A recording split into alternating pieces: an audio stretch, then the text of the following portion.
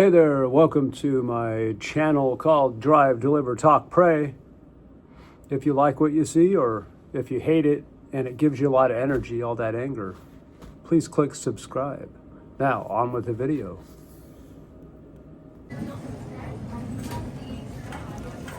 I gotta pick up a floral delivery, 3 different floral orders.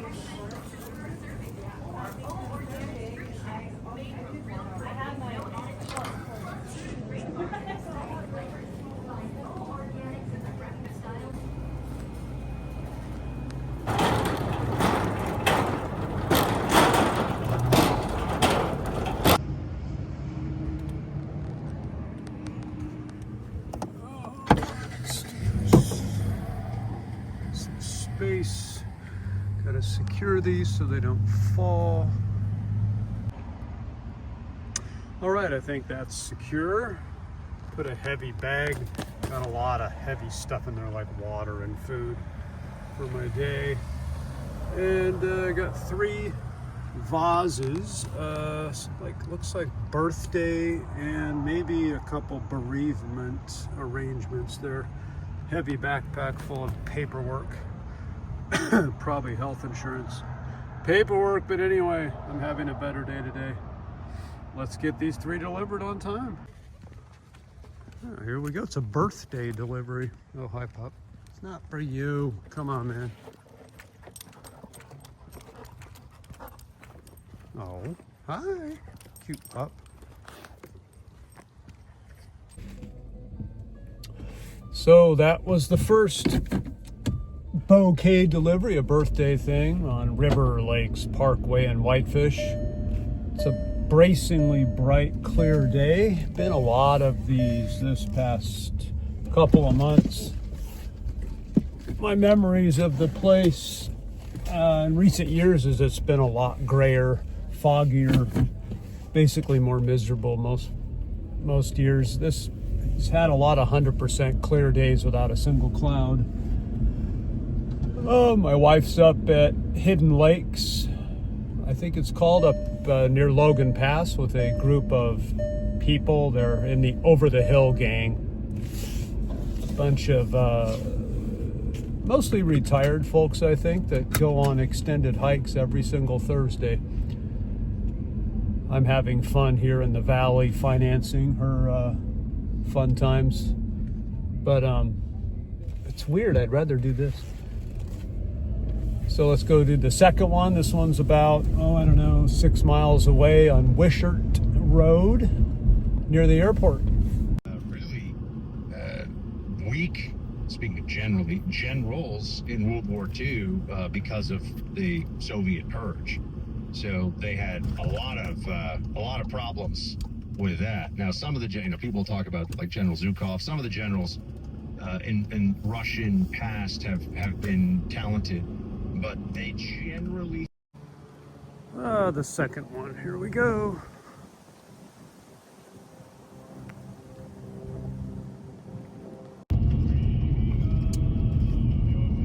Off to the third of 3 bouquet deliveries. I feel like the first one was a birthday. The second may have been to someone who had lost a loved one. Weird, the lady who I handed the flowers to was real dismissive of everything. Like, oh, whatever, okay, cool. She didn't even seem to know who it was from or why. Hopefully it gets to the right person. Crazy. Going into the last order now into interior Columbia Falls, headed down Jellison Road. Half of Jellison is a gravel, kind of like driving on the Moon Road. Lots of gravel pits. Because again, Montana is full of one thing. No, not that. Rocks. We have a lot of rocks. And gravel. And sand. Other stuff. And it's full all the time and all these trucks driving around. We have to build, we have to fix roads, we got to make driveways, got to lay foundations, I get that. But selfishly, it pisses me off to have gravel come out of the back of these gravel trucks and hit my windshield. I mean, come on, you guys can do better. So Jellison Road here on the way to the third delivery, it's going to wind under a really narrow bridge. It's literally the only one-lane crossing I can think of in the area. So why not videotape this? It'll be fun. Here we go around the curve under the scary bridge. It's under a train track, a train trestle. Here it is. Here I go. I hope nobody's coming. Winds around. There's a yellow submarine over there. Weird. And off Jellison Road. This is a back way into Columbia Falls.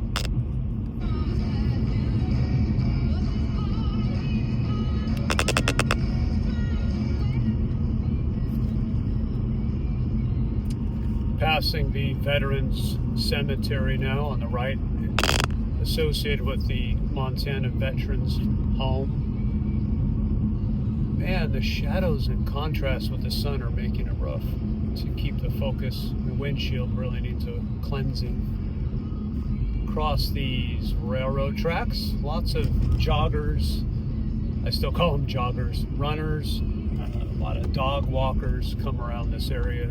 Walk around the expansive fields and forests of the Montana Veterans Home. Now we're on Veterans Drive, and I'm going to be dropping off my delivery.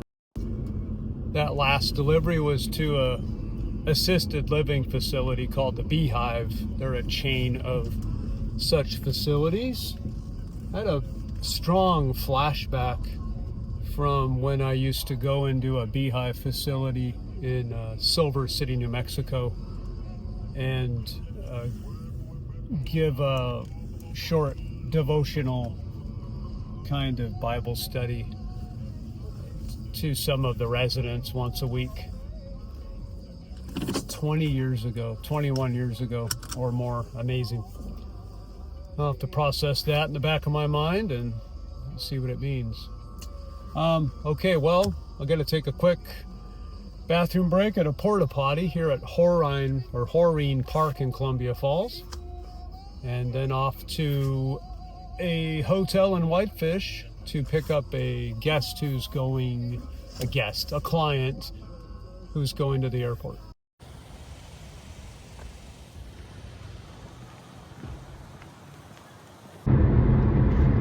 So the Uber passengers today got me thinking about how relationships with people, with our friends, our family, co-workers, are at the same time the most important things in our lives. Yet, at the same time, they are the very things we take the most for granted. I was thinking about that because the young man, probably early 30s or so, a guy from Ohio, was traveling all the way to Montana on his own to attend a bachelor party with some old college friends that he hadn't seen in many, many years. And he was just frenetic with excitement about this. And I thought, that's all that money and sacrifice and effort to go and see some old college buddies who were out here on a hunting trip, and then they're all going to get together and fly back to like Nashville for the bachelor party. Actually, I thought, this is a trip that we are willing to do so much to connect with people that we have had done some life with. And I thought of the time I went to visit my buddy Bill down in Southern California when he was doing an HVAC training thing for just a few days. I thought, we'll only see each other for 20 hours or so. We'll drive all over, we'll talk, we'll have a few laughs, make some memories. And now it's one of the main touchstones of our friendship. The fact that he sacrificed a whole day of work to do that while he was in Southern Cal, and I sacrificed money, sleep, time back here taking care of business with family and my job, but definitely never going to regret that. And I want to hold on to that memory because it's easy to rationalize not doing these big trips. Like a road trip coming up with my son in about a week, going to Spokane and Coeur d'Alene to have some adventures and time together. I hear myself thinking maybe we ought to scale that back, or just hang out around our valley and do, go bowling or go to a restaurant together and call it good. But no, unless there's an obvious circumstance like health or finances that make it absolutely impossible, I'm going to choose to walk in faith and do an adventure with my son. And the other Uber passengers that were in there before the young guy was an older couple, originally from New York, and now they live in California.